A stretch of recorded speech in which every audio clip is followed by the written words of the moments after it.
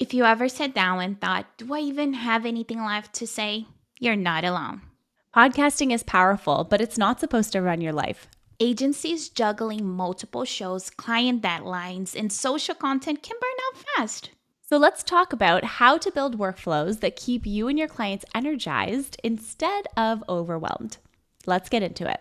Welcome back to Behind the Workflow. My name is Simona Costantini. And I'm Taly, Melo.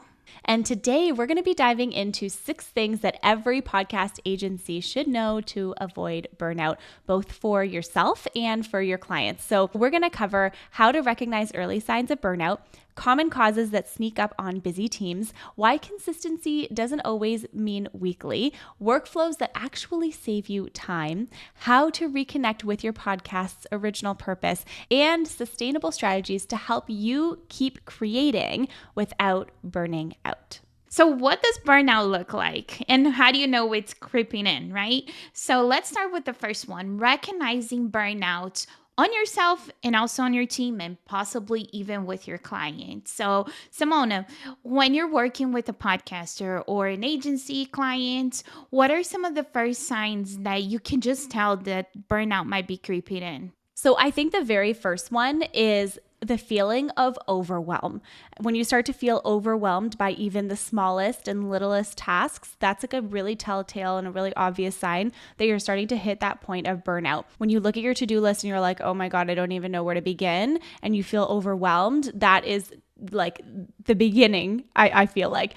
Then you can go into things like actually feeling physically fatigued, feeling creatively blocked, dreading your recording days, and like just having an aversion to even want to record and sit down and do your content, procrastinating on your editing and avoiding your social media posting, and also feeling emotionally disconnected from the content that you're creating or the clients that you're serving. So there's a study that A1 did, and I'm going to share the numbers with you. So nearly 80% of creators, they actually report burnout, and 66% say it impacts their mental health. What do you think of that, Simona? Have you ever been through that, or some of your clients or people you worked with in the past gone through it? Yeah, and honestly, especially like in the creator economy, I feel like burnout is something that's not easy to detect because we always feel like we have to be doing more, creating more, getting seen more, being even louder with our voice, even more, right? And so what happens is if we're constantly doing things all the time and we're not giving ourselves the time and space to really assess how we're actually feeling, we can let burnout creep in so much stronger. And I think it's really important to highlight, and I think it's really important to just be aware of, because from an agency point of view, if you start to burn out, then you're starting to bottleneck things for your clients and your client workflows, because then things like taking calls, for example, becomes really tiresome, very overwhelming, and you don't feel like you have time to do anything else, right? So I think if you try and pinpoint the source of where the burnout could be coming from, I think that might be really helpful. Yes, that's such a good point. So sometimes it's hard to tell the difference between just being tired and actually being burned out. So let's talk about what's really causing it and what is underneath the surface, right? Really good point. And one thing that you did was post a question in a couple of different Facebook groups for creators and podcasters, and asked different creators and different podcasters what they thought about burnout or how to avoid it. And throughout this episode, we're going to share a couple of different quotes from a few different creators and podcasters. And this one is from Matthew Bliss. And he says, "Don't do podcast things just for the podcast, do what serves you." And so I think that this can also tie into underneath the surface, because if you're constantly doing everything for your show because you think you have to, it's a very different energy than because you get to or want to, right? And so if you think about things that are hiding underneath the surface, it's doing all of the things that you feel like you should be doing without an understanding of why you're doing them, right? And so there's different patterns and there's different things that can come up within agencies, within teams, within solo creators.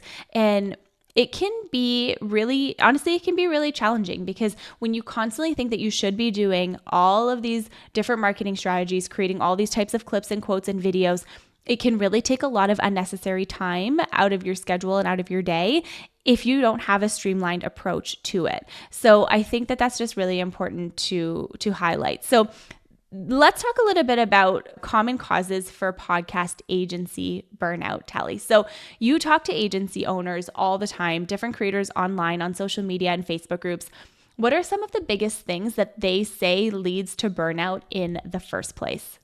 All right, so I have a few of them, and one of them I am really bad at. Even though I'm not an agency owner, I still struggle through it. Perfectionism. It's usually masked as, being thorough, but, it could come with with some, Extra creep in. details? Right, yes, it could definitely come with extra details.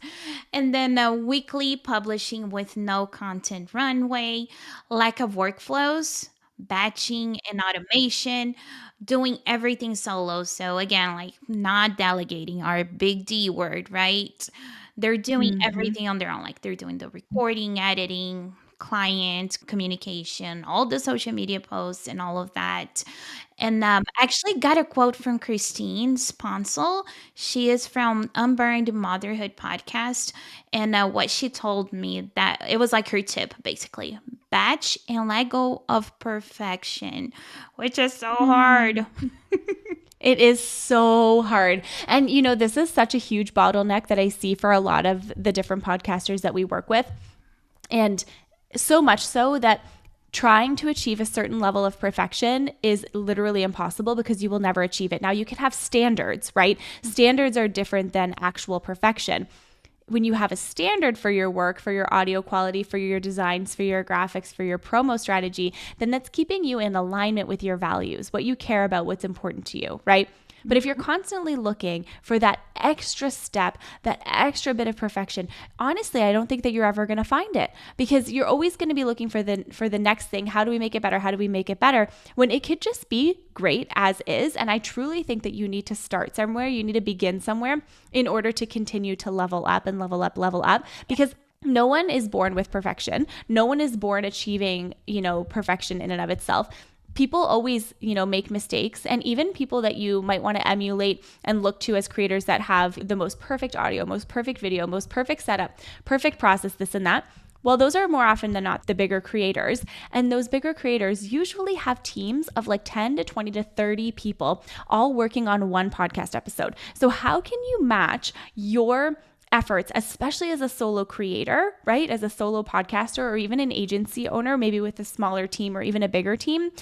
You can't match that when you have 30 people in on one podcast episode versus 3 people in on 15. It's very, very different. And that actually reminds me that some of the biggest cause of burnout aren't always obvious. They can sneak in, right? And they can Yeah. sometimes look like ambition or even good intentions at first. And that's why more isn't always better, right? It's very true. And it's one thing that I hear a lot from agency owners, because I've been there also, right? It's this feeling that if you take your foot off the gas and if you stop doing anything at all, everything might fall apart. And actually, this is something that I used to experience often, and I used to say all the time, because I'm a pretty energetic person, energetically aligned person, and I always used to say to myself, well, if I slow down, if I pause, I'm telling the universe that I don't want any more clients and I don't want any more work and my business is going to disappear. That's literally the story that I was telling myself, which couldn't be further from the truth, because sometimes you need to slow down, right?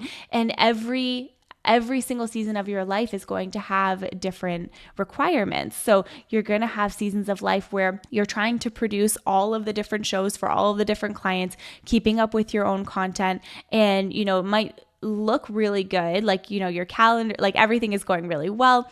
But does more always mean better, right? Consistency doesn't always require having a weekly output. This is something that I tell my clients often, especially those that are heading towards burnout. I would rather see you put out 2 really quality episodes a month versus try and shove 4 episodes out the door and not be aligned to your content, not have time to promote them, not be excited about them. Because if you're not talking about your episodes, other people won't be talking about them either.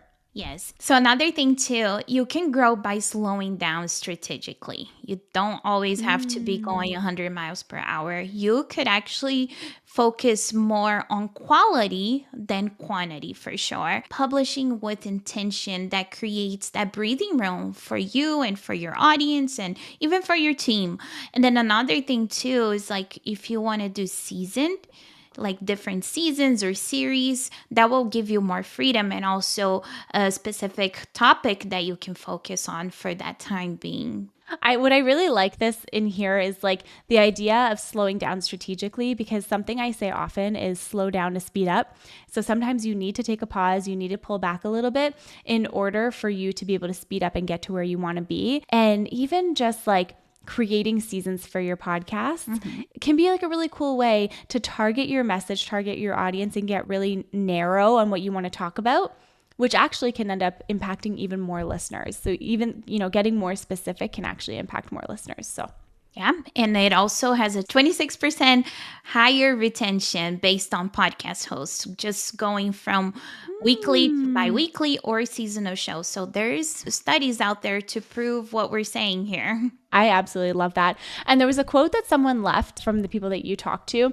And this person said, you don't need a strict schedule, release episodes when you can. I know a lot of people may do this, and that's totally fine. But I am a fan, especially as a production agency. I'm a huge fan of having some kind of consistency, right? So, in my opinion, in order to be consistent with podcasting, you need to have a plan. If there's no plan behind what you're doing, it can be very challenging to pick back up, because before you even realize it, a month has gone by and you haven't put out a new episode. So, just to consider that if you are going to take a little bit of a pause and pull back, make sure you have a plan to come back to the air. Because, and this is from my own experience, sometimes slowing down the pace of different client production and even just shifting away from that weekly to bi-weekly. I don't really recommend doing a monthly podcast because you're going to get lost in the sauce, but it gives us more space to be intentional. And having this type of space and this type of break gives you more clarity, and clarity can help you in alignment of your message. So it all works together. So I think it's really important to just consider, if you're feeling stressed, if you're feeling overwhelmed, it is totally okay to take a little bit of step back and re-strategize. And I'm so glad that whenever we started this podcast, you were like, let's just do bi weekly, because I really Yeah. wanted to do weekly. And I could just see how I would have gone crazy if we had gone that route. So thank you. Oh, you're Thank you welcome. for keeping us on the bi weekly. Our intention is to be a weekly podcast eventually, but it's challenging, It is, when you're starting up, your own company. Like, it's a lot of effort that goes into there. There's only so many people. So I appreciate that we do bi-weekly as well. Me too. All right, jumping into number 4. So, workflow systems that actually save time. So, as we're talking about the systems that actually help you feel like you're actually in control and not overwhelmed, because when your workflow works, everything else will just feel easier, right? Because you know what's going to happen next. Exactly. So some ways that we can create workflows that save time are to plan episodes with templates to avoid reinventing the wheel every single week, which is, if you caught our last biweekly marketing update for Northflow, you'll know that we have templates within Northflow where you can literally plug and play your whole process directly in there. So you don't have to go in and figure out what tasks you need to do and when you need to do them by, because it's already all set up for you. The next is batch recording and batch promoting to reduce that stress on a weekly basis. Like, if you can edit ahead and you can create content ahead, then that way when episodes go live, all you have to do is just focus on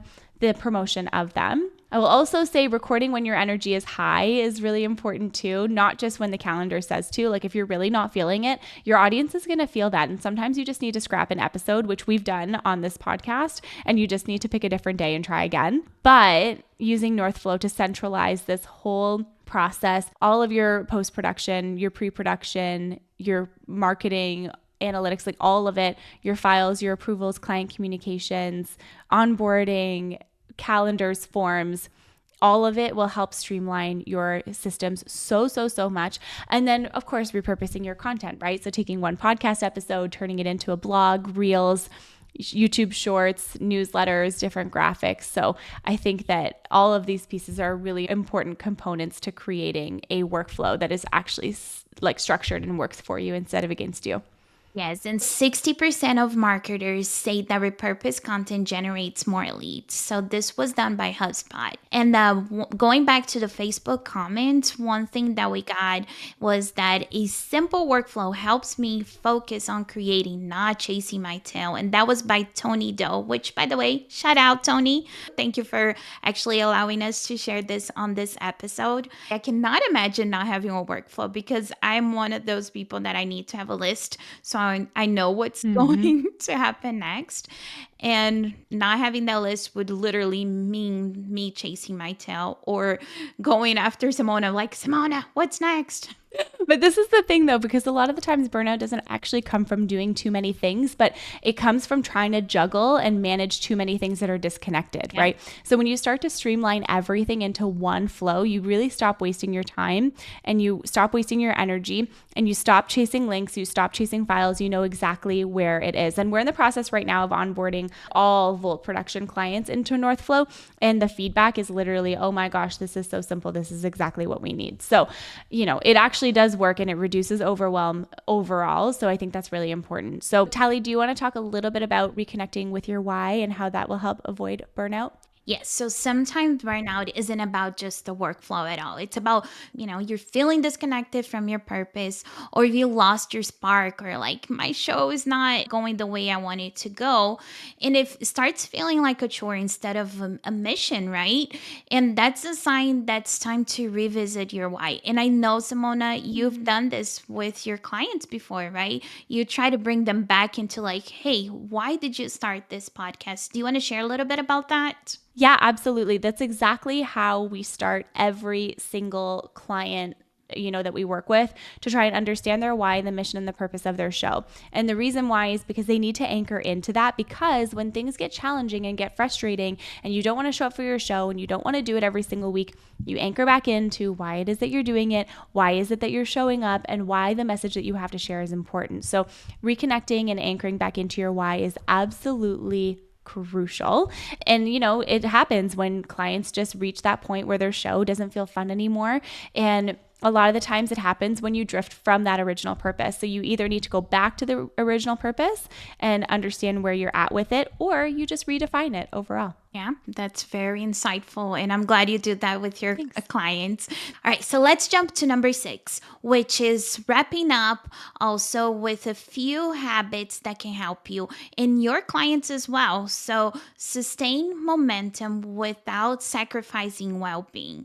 These aren't just big overhauls, but small little shifts that will make a difference over time. So this is our number 6, sustainable success habits for agencies. I love it. So firstly, embracing breaks and creating themes or even light seasons. And if you need help with any of this, please send us a message. We're happy to help.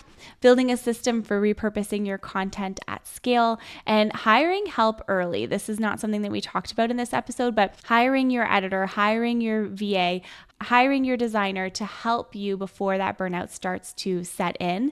So here's how Northflow can help you with all of this. It is built for podcast agencies managing multiple shows, and also creators who may be managing 1 or 2 shows. Planning your episodes with our podcast production planner, assigning different tasks to you and your team members, and tracking your production all in one place. You can create and use templates for repeatable workflows. You can also invite your clients to review assets on there as well. And this reduces all of your endless email threads, which is amazing. And you can store everything there, right? You can store all of your headshots, all your files, all of your notes for every single episode. So it's really good for communicating, even editing notes back and forth from your editor. So all things to consider. Please be sure to request your invite to Northflow. The link is in the episode notes below, but it's northflow.io. And I want to leave out with this question. What would shift if you let things be easier? And then let's wrap up with our key takeaways. So burnout hurts you and your clients. And then you don't need to do more. You actually need a better system. And workflow clarity equals lighter mental load. batching, repurposing, and delegation is actually a long-term survival. Right, Simona? Yes, I love it. I love it, love it. So we are currently enrolling our final round of founding members. Once this phase closes, so does our special pricing. So if you've been curious about Northflow or you want to try it out, you want to see what the product is all about, now is the time. Head to northflow.io to request your invite. And it's time, I think, for you to start building a burnout-proof system before the option to become a founding member of Northflow closes. But don't worry, if you're listening to this and it's already passed, we're closed for founding members, just join our Discord channel, reach out to us, and we'll figure out a way that you can still get a special pricing for listening to our podcast and being part of our community. Thank you so much for joining us today, and we will see you next time behind the workflow.